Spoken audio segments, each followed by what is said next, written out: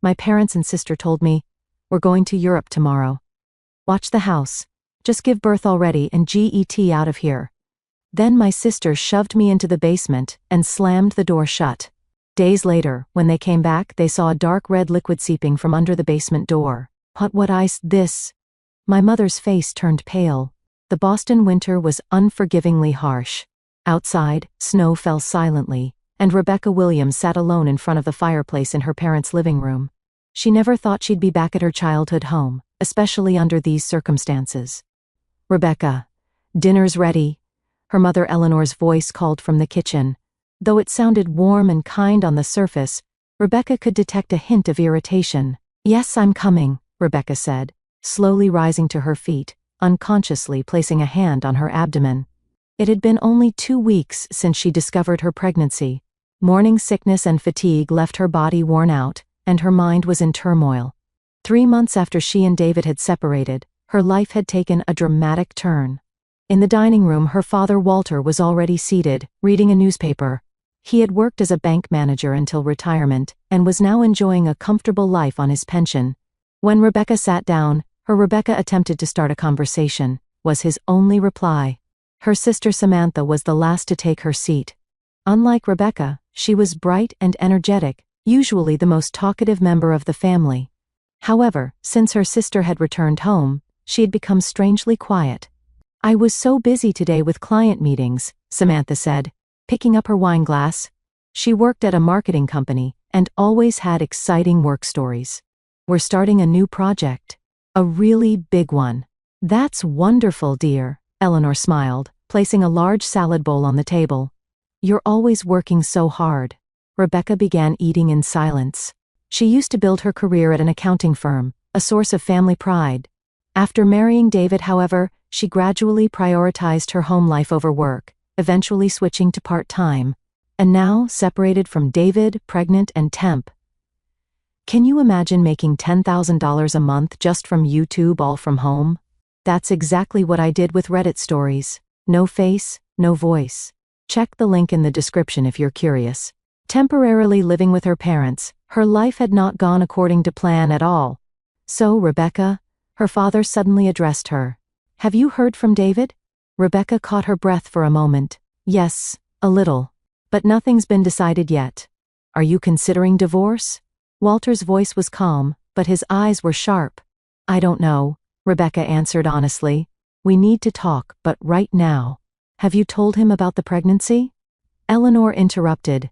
The concern in her tone seemed more like irritation about the complexity of the situation, rather than worry for her daughter. Not yet, Rebecca answered in a small voice. I'm waiting for the right moment. A heavy silence fell over the table. Rebecca felt the family's eyes on her, judging her, expecting something from her. Rebecca? Samantha suddenly spoke. Are you really planning to have this baby? Rebecca stared at her sister in surprise. Of course. Why would you ask that? Because, can you raise a child alone? What about your job? Money? And Samantha's words trailed off. And what? Rebecca's voice grew slightly stronger. Nothing. Eleanor intervened, smoothing things over. We're just worried about you. We want you to make the best decision. Rebecca nodded silently. Inside, she wanted to object more forcefully, but she lacked the energy. The separation, pregnancy, and tense family relationships, it all exhausted her. Later that evening, as they were relaxing in the living room, her father made a loud announcement. Everyone, listen. We're going on a European trip the day after tomorrow. Rebecca looked up in surprise. Europe? Why so suddenly? It's not sudden, Eleanor explained. We've been planning it for 2 months. We're going to tour Paris, Rome, and Barcelona. I'm going too, Samantha said excitedly. I took time off. A family vacation at last. Rebecca was confused. No one had mentioned this plan since she'd returned home. Should I come too? Rebecca asked tentatively. The three of them tensed momentarily. You're not feeling well, are you? Eleanor said. And considering your situation, it's best for you to rest quietly at home. You're right, Rebecca weakly agreed. She truly wasn't feeling well, and she needed time to think. Still, she couldn't help feeling left out by her family. The next morning, Rebecca sat alone at the kitchen table for breakfast. The house was noisy. She could hear suitcases being dragged down the hallway, the hairdryer from the bathroom, and occasionally Eleanor giving instructions to someone. She took just one bite of toast, frowning at her lack of appetite. Morning sickness was worst in the morning. Taking a sip of warm herbal tea, she felt her stomach settle slightly. "Good morning, Rebecca," Samantha said, entering the kitchen. She appeared ready for travel, wearing fitted jeans paired with a white blouse, her hair perfectly styled. In contrast, Rebecca was still in her loose pajamas. "Good morning," Rebecca smiled. "Looks like you're all set." "Yes. I'm going to look for my exercise shoes now," Samantha said, taking orange juice from the refrigerator. "I'm looking forward to jogging along the Seine River in Paris." "That sounds lovely," Rebecca said. Rebecca let out a small sigh. She used to be active too. She had met David during training for a half marathon. They grew close running side by side and fell in love. Now that seemed like ancient history. "Is there anything you want me to bring back for you?" Samantha suddenly asked. There was genuine kindness in her voice, showing concern for her sister. "Nothing in particular. But thank you," Rebecca replied. "I see. Well, I'm off to do some last-minute shopping." After Samantha left the room, silence returned. Rebecca gazed out the window. The snow had stopped, and a clear winter sky spread out. Imagining the warm European climate, she felt a bit lonely. All day the family was busy with their preparations and hardly spoke with Rebecca. She spent her time reading books in her room or gazing out the window. Occasionally she heard her parents' hushed conversations in the hallway, but they would fall silent whenever she approached, so she couldn't tell what they were discussing. In the evening, the doorbell rang. "Rebecca, could you get that, please?" Eleanor's voice called from downstairs. Rebecca slowly descended the stairs and headed for the door. When she opened it, a delivery person stood there. "Package for the Williams family," he said. After receiving the package and signing for it, Rebecca carried the box to the living room. "Mom, there's a package," she announced. Entering the living room, she found Eleanor, Walter, and Samantha all seated together. The three of them looked relaxed, having finished their travel preparations. "Oh, that's wine," Eleanor explained. "Special French wine. It's a gift for friends we're meeting there." Rebecca placed the box on the table. "Shall I start preparing dinner?" "It's already done," Eleanor answered. "We can eat in about 10 minutes. During dinner, a tense atmosphere hung over the table. Her parents discussed their flight time and post-arrival plans, while Samantha occasionally joined the conversation while checking her smartphone. Rebecca continued eating quietly, rarely participating in the conversation. "Rebecca," Eleanor suddenly said, "there are a few things I want to discuss about while we're away." Rebecca looked up. "What is it?" "First, I've stocked the refrigerator with plenty of food. Also, I've posted an emergency contact list on the kitchen board." "I understand. And please don't touch the wine cellar in the basement. Especially the vintage bottles on the back shelf, they're very valuable." "Of course," Rebecca agreed, somewhat puzzled. She rarely went down to the basement anyway. After dinner, the family began to relax in the living room. Rebecca was helping with cleanup in the kitchen when she overheard a conversation. "Are you sure this is all right?" It was Samantha's quiet voice. "We have no other choice," Eleanor replied. "Let's proceed as planned." Rebecca strained to hear more, but she couldn't make out the rest of the conversation. With an uneasy feeling, she decided to return to her room. As night fell, the family retired to their respective rooms. Rebecca lay in bed, staring at the ceiling. Tomorrow would begin a long period of solitude. She thought this might be a good opportunity to carefully consider her future, the baby, and her relationship with David. Past midnight, she felt thirsty. Quietly getting up, she left her room and headed downstairs. While drinking water in the kitchen, she heard a sound behind her. "Who's there?" Rebecca turned around. Samantha was standing there. She seemed to have come for water too. "Can't sleep?" Samantha asked. "No, not really," Rebecca admitted. "Me neither." Samantha stood next to Rebecca. "I'm excited about tomorrow's trip. Enjoy yourself," Rebecca smiled. "Rebecca." Samantha's voice suddenly became serious. "I'm worried about you." "Worried? Why?" "This pregnancy. Are you really going to be okay on your own?" Rebecca took a deep breath. "I'll be fine. I take responsibility for my decisions." But how will you raise a child when you can't even fix your relationship with David? There was a hint of irritation in Samantha's voice. That's for me to figure out. Rebecca's voice hardened. Why are you being so stubborn? Samantha's voice suddenly grew louder. Why don't you just have the baby and go away? Stop interfering with our lives. Rebecca froze at her sister's words. What did you say? Samantha's expression faltered for a moment, but quickly filled with determination. Come with me, she said. She grabbed Rebecca's arm and began pulling her. What are you doing? Let go. Rebecca resisted, but her pregnancy had weakened her, and she was no match for her athletic sister. Samantha dragged Rebecca from the hallway to the door leading to the basement and down the stairs. Rebecca struggled desperately, but suddenly felt a push from behind and nearly tumbled down the stairs. She managed to grab the handrail to avoid falling completely, but still collapsed on the basement floor. Samantha, what are you thinking? Rebecca's voice trembled with fear and anger. Good luck with your babysitting, Samantha said coldly, closing the door. The sound of a key turning echoed in the darkness of the basement. Rebecca rushed to the door and frantically tried to turn the knob. But the door wouldn't budge.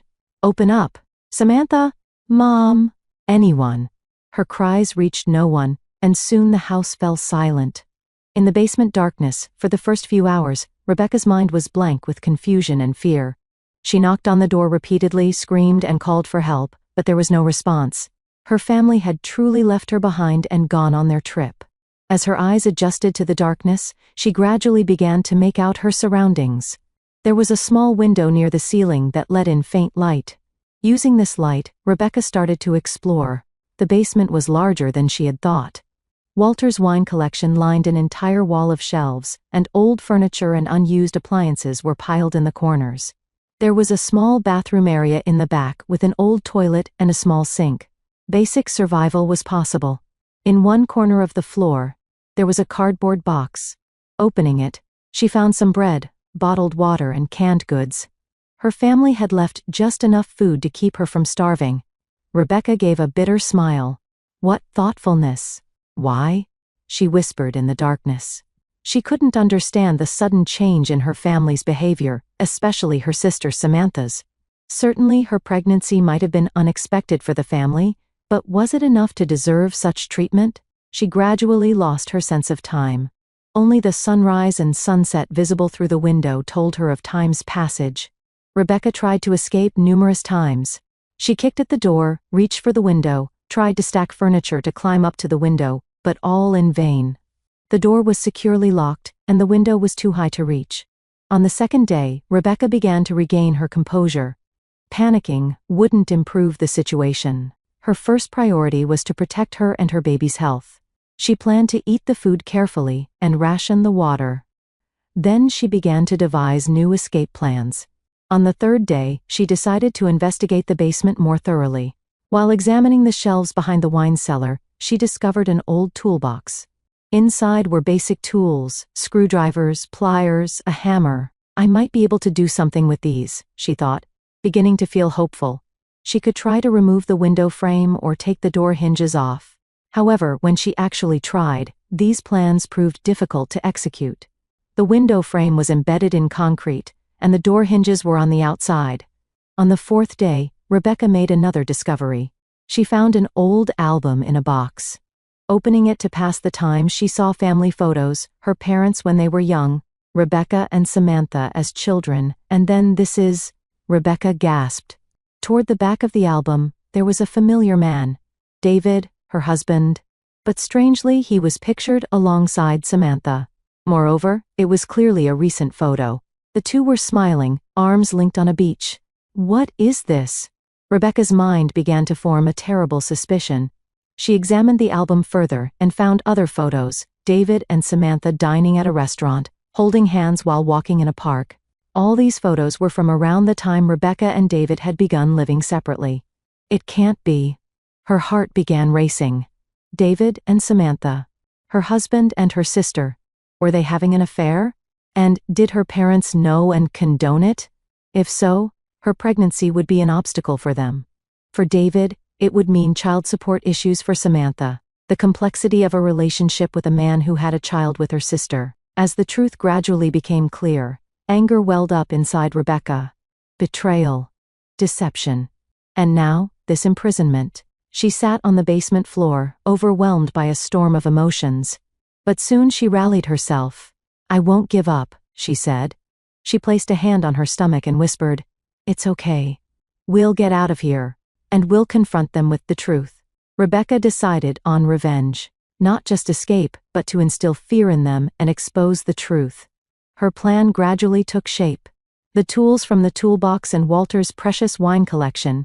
She would use these to teach her family an unforgettable lesson. She needed to prepare before the family returned. Rebecca took a bottle of wine and examined the label. A 1978 Bordeaux. The bottle her father often said he was saving for a special occasion. "The special day has come, Dad," she said. She carefully opened the bottle and transferred its contents into a glass container. The deep red liquid looked like blood. Rebecca patiently refined her plan. Using tools, she widened the gap under the door slightly so liquid could flow out. When the family returned, the first thing they would see would be a dark red liquid seeping from under the basement door. Like blood. She also prepared the photographic evidence she had discovered in the album. Photos showing David and Samantha's relationship, and other evidence she had found in the basement. With these, she would confront them with the truth. The final part of her plan was her own performance. When the family opened the basement door in fear, she would stand there smiling. As if nothing had happened. The psychological effect would be immeasurable. With her family's return scheduled for tomorrow, all preparations were complete. She opened several of Walter's most expensive vintage wines and collected their contents in a large bowl. "I'm sorry, Dad. I never intended to use your precious collection like this," she murmured calmly. There was no longer anger or fear, only cold determination. That night, Rebecca made her final preparations. Taking pliers from the toolbox, she widened the gap under the door further.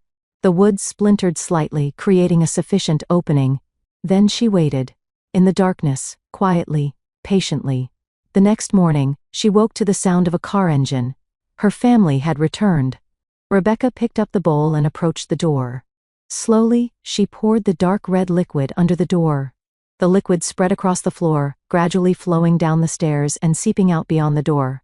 From upstairs, she could hear luggage being unloaded and voices conversing. Then, a sudden scream. What is this?"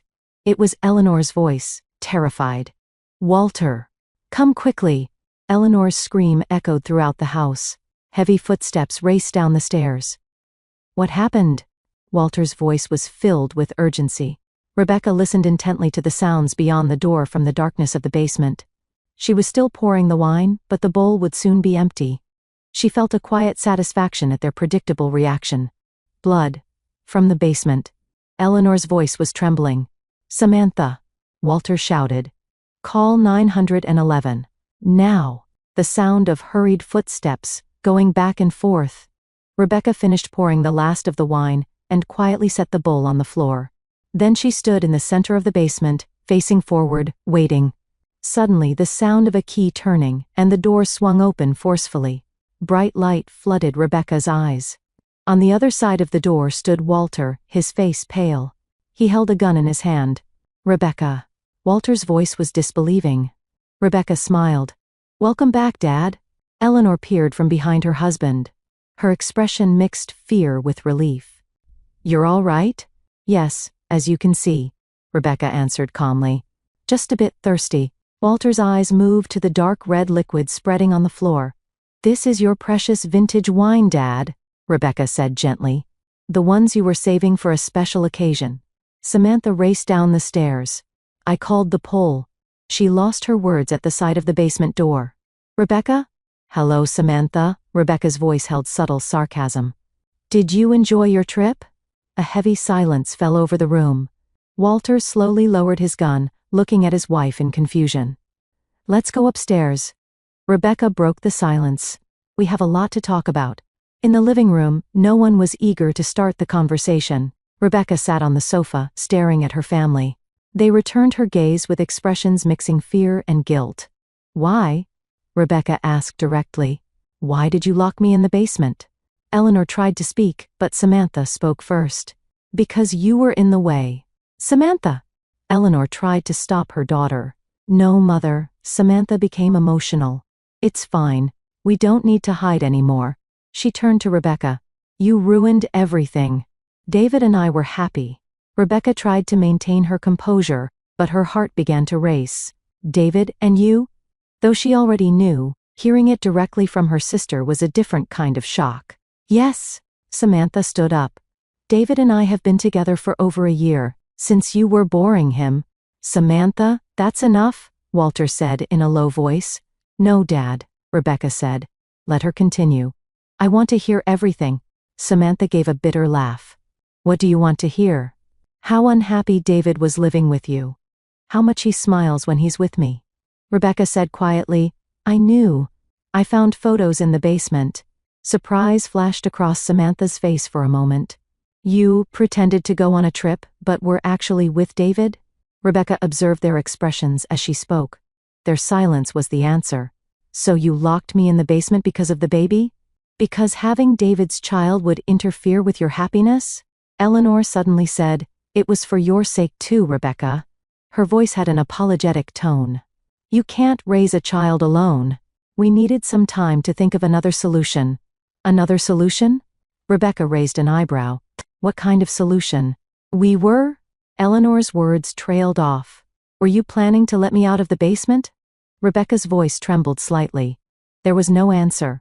Suddenly the front door opened, and a man's voice was heard. Is anyone home? Samantha? Rebecca's blood froze. She knew that voice well. It was David. When he entered the living room, he noticed the tension in the air. Then, seeing Rebecca sitting on the sofa, he stopped in his tracks. Rebecca? The color drained from his face. Why? Hello, David, Rebecca said evenly. How was Europe? David looked at Samantha in confusion. Samantha bit her lip and shrugged. She was supposed to be in the basement, Samantha said in a small voice. Shock spread across David's face. What did you say? Rebecca quietly stood up. I was locked in the basement, David. While you all enjoyed your European vacation, she said with irony. David looked at Samantha, then at Walter and Eleanor. Is this true? It is, Rebecca answered. And so is this. She placed several photos on the table, the ones from the basement that showed David and Samantha's relationship. A heavy silence fell over the room. David stared at the photos, then covered his face with his hands. Why? Rebecca asked her husband. Why with my sister? David slowly raised his face. Tears glistened in his eyes. At first, it was just a whim. You were so absorbed in work, you weren't paying attention to me. Is that your excuse for an affair? Rebecca's voice was cold. No, there's no excuse. David's shoulders slumped. I was wrong. And he looked at Samantha. Everything spiraled out of control. We love each other. Samantha's voice was defiant. Let's stop the lies, David. David said painfully. Samantha, what you said about locking Rebecca in the basement, that's we had no other choice. Samantha shouted. Her pregnancy ruined everything. Pregnancy? David looked at Rebecca with a shocked expression. You're pregnant? Rebecca nodded slowly. So? David looked accusingly at Samantha. That's why you locked her in the basement. Walter stepped forward. We didn't intend to hurt her. We just wanted to manage the situation. Manage? Rebecca gave a bitter laugh. Weren't you planning to leave me in the basement to starve to death? No, Eleanor cried. We never meant to. She lost her words. Rebecca picked up her mobile phone from the table. Should I call the police? Don't, Samantha cried. Please, Rebecca, we're family. Family? Rebecca laughed coldly. Family doesn't hurt each other. Family doesn't lock each other up. David stepped forward. Please don't call the police, Rebecca. Let's talk. How can we make amends? Rebecca finished for him. For locking me in the basement, taking my husband, endangering my baby. How can you make amends? The whole family fell silent. Rebecca looked at each of their faces. Fear, regret, and despair. These were the reactions she had been seeking. I've had enough, Rebecca finally said. I'm leaving this house. I'll start a new life. Away from all of you. Rebecca, Eleanor said through tears. Please forgive us. I don't know if I can forgive you yet, Rebecca said quietly. But one thing is certain. This child and I can be happy without you." She left the living room and headed upstairs to her room, leaving behind what was once her family, once her husband, and the memory of betrayal. While packing her belongings in her room, she gazed at the snowy landscape outside the window. A new season was about to begin. 6 months later, in a small house in suburban Boston, spring sunlight streaming through the window created a bright rectangle on the living room floor. Rebecca sat in a rocking chair, holding her 2-week-old baby. The little girl showed a peaceful, sleeping face in her mother's arms. "Emma, you're such a strong girl." Rebecca kissed her daughter's cheek lightly. "Just like your mommy." The doorbell rang, and Rebecca quietly stood up. Opening the door, there stood David. In his hands were a bouquet and a small gift. "May I come in?" he asked, tentatively. Rebecca silently invited him in. There was still tension between them, but not as cold as before. Entering the living room, David saw the sleeping baby. "She's truly beautiful." His voice trembled with emotion. "Yes," Rebecca adjusted her hold on her daughter. "A strong and beautiful girl." David sat on the sofa and said with a nervous expression, "I'm truly sorry. For endangering you and the baby, for betraying you, for everything." Rebecca listened in silence. This wasn't the first time David had apologized. Since that day, he had contacted her multiple times, informing her that he had completely ended his relationship with Samantha. "I want you back," David said with a serious gaze. "Won't you give me another chance? As Emma's father, and as your husband." Rebecca looked out the window. Over the past 6 months, she had learned to live independently. A new job, a new home, and new friends. She had proven she could live strongly on her own. "It will take time," she finally said. "We can't go back to how things were right away." But she exhaled softly. "I think Emma needs a father. Perhaps it's worth trying again." Hope lit up David's face. "Thank you, Rebecca." That evening, Rebecca received a phone call. It was from Eleanor. "How are you doing?" Her mother's voice was hesitant. "Emma and I are both fine," Rebecca answered briefly. "Would you let us see her, our granddaughter?" Eleanor's voice was pleading. After a long silence, Rebecca said, "Someday. But not yet." "I understand." Eleanor's voice mixed resignation with hope. "We'll wait." "And, about Samantha. How is she?" Rebecca asked calmly. "She started living alone? In New York. She's reflecting too." Rebecca said nothing. Forgiveness takes time. And she would never forget. That night, Rebecca sat beside Emma's bed, holding her tiny hand, thinking. Her life had taken unexpected turns. There had been suffering, but beyond that, she could see the possibility of new happiness. "We'll be okay, Emma," she whispered. "No matter what happens, we'll live strongly." Outside the window, the twilight sky turned red, announcing the beginning of a new night. Rebecca's new life, too, had just begun.